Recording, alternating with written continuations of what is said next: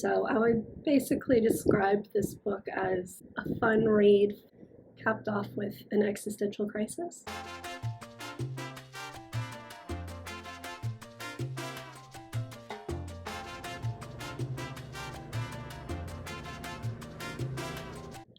Hi, I'm Laura. Welcome back to my channel.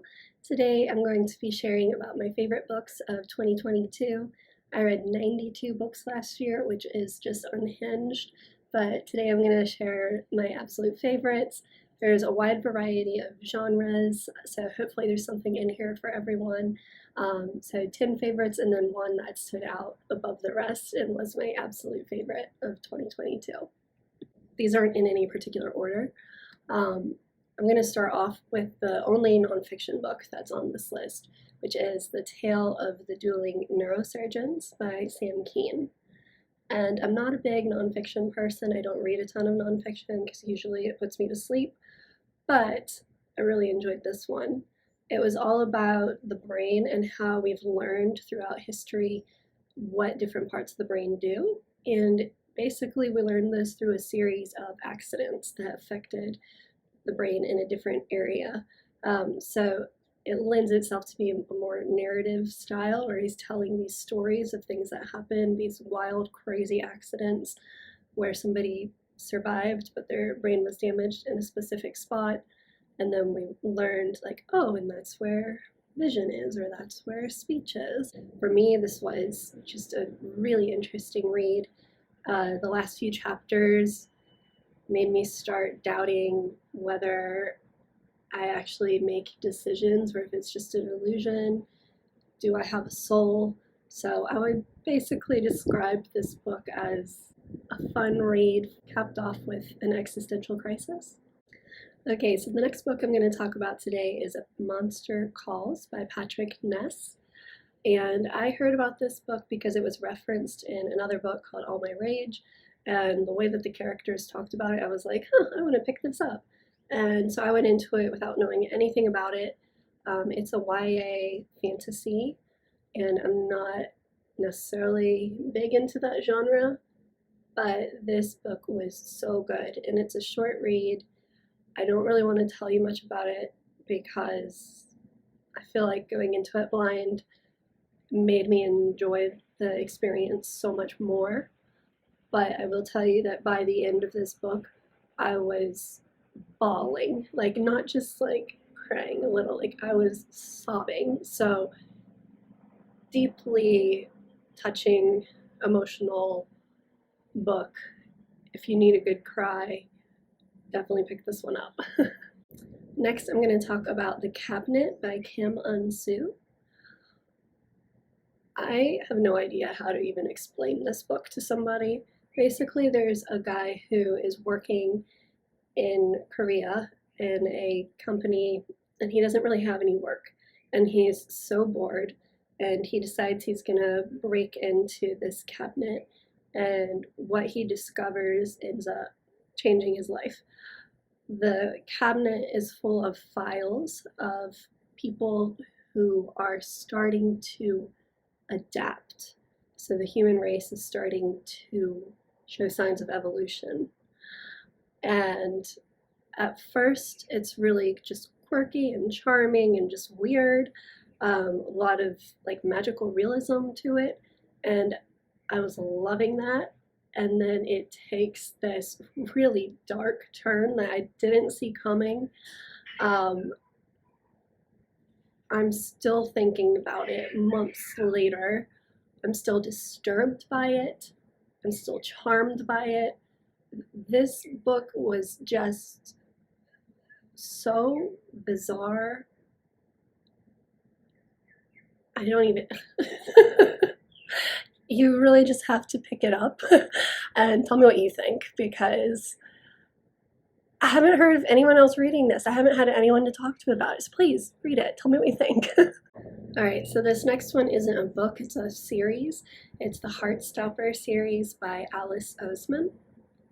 And if you are just looking for something really heartwarming, something that's just cozy and easy to read and just makes you feel like relaxed and happy, this is the series. It's actually graphic novels, so you just fly through the pages, even though it's four separate. Oh my gosh, the eagles are so loud. Even though it's four graphic novels, it reads at about the same pace as just one regular novel, or even faster than that. I feel like if I had these in the paperback form, I would constantly be pulling them out of my shelf and just reading pieces of them over and over again. The next book I'm going to talk about is The Thursday Murder Club by Richard Osman. I feel like BookTube has been sleeping on this one. It's a huge bestseller, and I just don't hear people talking about it on BookTube. And I wonder if that's because a lot of booktubers are on the younger side, and the main characters of this novel are seniors. It takes place in a senior living facility. It's a cozy mystery. It's hilarious. I was laughing out loud all throughout the whole time I was reading it. The characters you will just grow to love. You'll feel like you know them by the end of it. And I gave it to my mom for Christmas. She started reading it. She was cracking up while she was reading it. It's just so much fun to read if you just want a book that you're just going to really enjoy. This is the one I recommend for you. Another book that I loved this year was The Maid by Mina Prose. It's a cozy mystery, and the main character is on the autism spectrum, and she is just such a pure, wonderful person that you absolutely fall in love with, and you just see how she doesn't always understand the world around her and how other people take advantage of that. She ends up like accidentally working for a drug cartel without knowing it. It's hilarious. It's very funny, and there's a great twist. It was just a really fun read. The main character reminded me a lot of the main character in Convenience Store Woman. So if you liked that, I think you'll definitely like this. It was one of the most fun books that I read this year, for sure. The next book I'm going to share about is Piranesi by Susanna Clark. This book, oh my gosh, the world building is incredible. It's, I guess, a fantasy novel. I really don't know what genre to call this one, but the world that they build is just amazing. And then it's just so thought-provoking. The way that it ends just has you questioning the way that we live our lives. Is the world that we're in where we should be? Was this something that really happened? Was this something that happened in someone's mind? Like, it's just, I'm still thinking about it. I'm still trying to sort out how I feel about it, what I think about it months later, and to me that's always a sign of a good book. Next, I'm going to share about the very first book that I read last year, which was Hamnet by Maggie O'Farrell. And I was watching a bunch of YouTube videos, BookTube videos of everyone's yearly wrap up, and so many people had this in their top books of the year. I didn't think it was going to be for me just based on the description. I was like, that sounds pretty boring. And then I was very pleasantly surprised to find that I really loved it, actually. So if you don't know anything about Hamlet, Shakespeare's son, this is a historical fiction, I guess, and it's centered around Shakespeare's family, but it never actually mentions that his name is William Shakespeare. He has gone off to London, he's writing his plays, and we're following the daily life of the family and seeing how their life is affected by the bubonic plague, by other events that are happening in history. And it just really creates such a vivid experience. Like, you feel like you're living in that time period. It was beautifully written. I didn't expect to be moved by it, and I was. And yeah, the hype is there for a reason. If you want to be hurt by a book, this next one is for you. And every morning the way home gets longer and longer. This book is by Frederick Bachman. He wrote A Man Called Ove. He wrote Anxious People, Beartown, so many books that get a lot of hype on BookTube. But I haven't really heard anyone talking about this. I just saw it was at my library when I was looking up one of his other books, and I checked it out. It's a novella. It's, I think, just under 100 pages, so it's not very long. It was destructive. Like, it just had me bawling, crying so hard, but it was so beautiful. It's about a man who is losing his memories. He's getting older. I don't remember if it tells us if he has Alzheimer's or dementia, but he's aware that it's happening, and you can see as the book goes on that he's losing more than he is aware of. Having seen this experience with loved ones, maybe it hit me harder than if you haven't, but it was so well done. It was just masterful writing, like, really.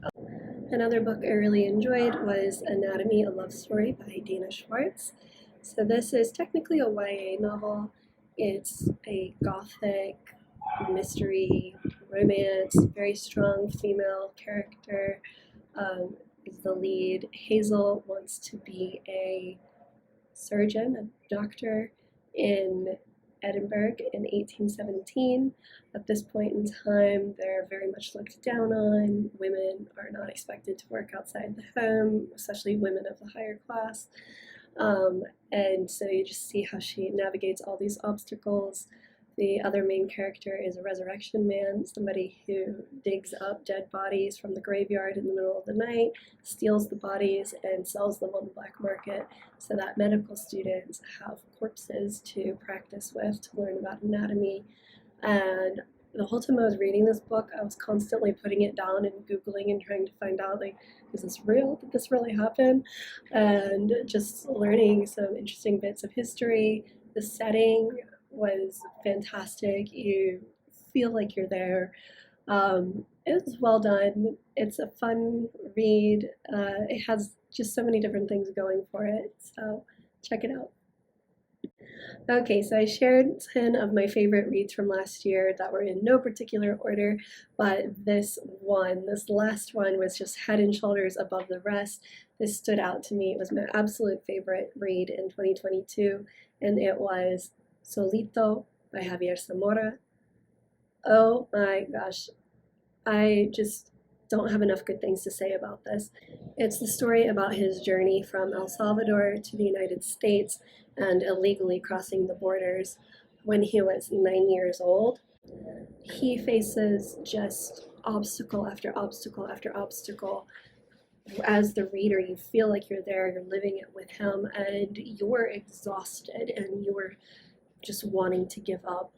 And also at the same time, you're shown kindness from strangers and it gives you hope. I was worrying about him the whole time I was reading. I've never had a book grip me the way that this did, where I would put it down and be doing something else and I couldn't stop worrying about this child. Like, is he gonna make it? Is he gonna be safe? Is he gonna survive? Is he gonna be okay? And just worrying. And even though I knew in the back of my mind this is a memoir, he does survive, but you just don't even know how it's gonna go. Like, this book, read it. Just read it. Read it. Tell me how much you loved it. Tell me how blown away you are. Oh my gosh. Even the language that he used, the words, he mixes in these words that are in Spanish. The book's written in English, but it just keeps his personality and his energy in it. There's so many just stories within the story. It's so good. It's so good. You have to read it. That was absolutely #1 pick of the year. All right, so that was it, my top reads of 2022. I hope that you enjoyed it. Maybe you got some new recommendations. Let me know, leave a comment, what was your favorite book that you read in 2022? Or if you're like me, you can't really narrow it down, give me a couple. All right, hopefully I'll see you guys again soon. Bye.